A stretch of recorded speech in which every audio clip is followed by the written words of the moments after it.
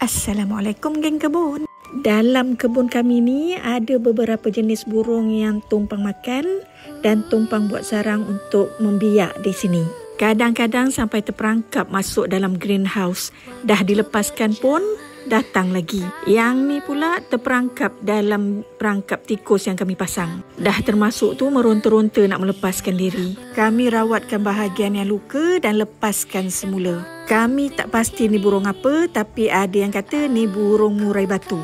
Selepas dilepaskan, tak nampak lagi burung ni di kebun kami. Yang ni pula datang untuk tumpang makan. Mula-mula datang seekor, kemudian berdua, sekarang dah bertiga.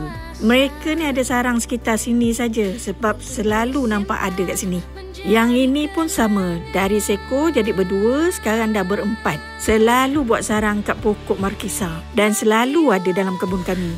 Ini pula sarang burung merbah. Biasanya kami jumpa sarang burung merbah ni di pokok-pokok yang rendah. Kali ni kami nampak di bawah pokok pisang. Agak pelik jugalah.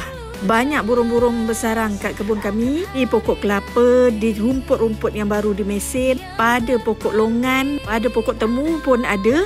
Pendek kata kalau kami jalan di kebun ni kena berhati-hati. Alhamdulillah.